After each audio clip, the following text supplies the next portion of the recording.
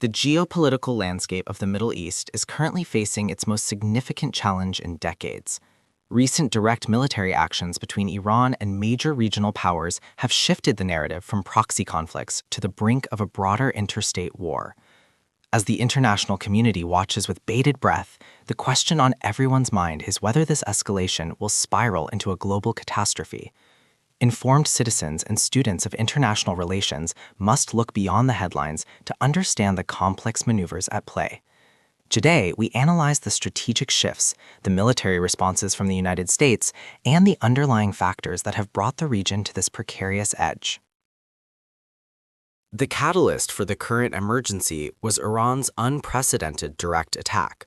Launching over 300 projectiles, including suicide drones, cruise missiles, and ballistic missiles, Tehran targeted specific military installations. While a significant majority were intercepted, the sheer scale of the operation marked a departure from Iran's traditional reliance on regional proxies like Hezbollah or the Houthis. This move was characterized by Tehran as a retaliatory strike following an earlier incident at their consulate. The international community viewed it as a dangerous escalation that tested the limits of regional air defense systems and diplomatic patience, signaling a new era of overt confrontation. In the wake of the strikes, the United States has mobilized significant resources to prevent a total regional collapse. President Biden has reiterated an ironclad commitment to the defense of regional allies, deploying additional Navy destroyers and advanced F-15 fighter squadrons to the area. Beyond military hardware, the U.S. is engaging in intense shuttle diplomacy, attempting to coordinate a unified G7 response that balances deterrence with a desire to avoid a full-scale war. The goal is clear: to signal to Iran that further aggression will meet overwhelming force, while simultaneously urging allies to exercise strategic restraint to prevent the conflict from expanding into a global theater. While direct strikes have taken center stage, the influence of Iran's axis of resistance remains a critical factor. Groups like Hezbollah in Lebanon, which reportedly possesses an arsenal of over 150,000 rockets, and the Houthi movement in Yemen, which continues to threaten Red Sea shipping lanes, add layers of complexity to the conflict. These groups provide Iran with plausible deniability and the ability to strike from multiple fronts simultaneously. The U.S. and its allies must monitor these non-state actors closely, as a miscalculation by any one of them could serve as the spark that ignites a broader conflagration involving multiple nations and international maritime trade. The threat of war in the Middle East is not just a security concern, it is a global economic risk.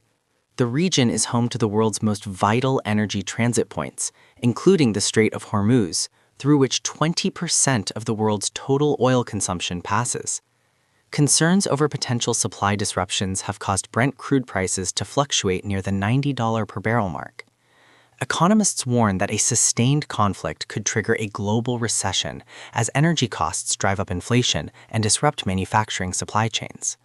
For students and citizens, this means that even if the fighting remains regional, the financial impact will be felt at gas stations and grocery stores worldwide. As military tensions rise, the halls of the United Nations have become a theater for high-stakes diplomacy. The UN Security Council has held multiple emergency sessions, with members calling for maximum restraint. However, the Council remains deeply divided along traditional geopolitical lines. While the US and European powers condemn the Iranian strikes, other permanent members like Russia and China have called for a balanced approach, often pointing to the underlying regional grievances. These diplomatic stalemates highlight the difficulty of achieving a peaceful resolution when the world's major powers have competing interests in the Middle East. The effectiveness of international law is being tested in real time. The term World War III has trended globally, reflecting a deep-seated public anxiety. Analysts suggest that while a global conflict is not inevitable, the risk of a cascade effect is real.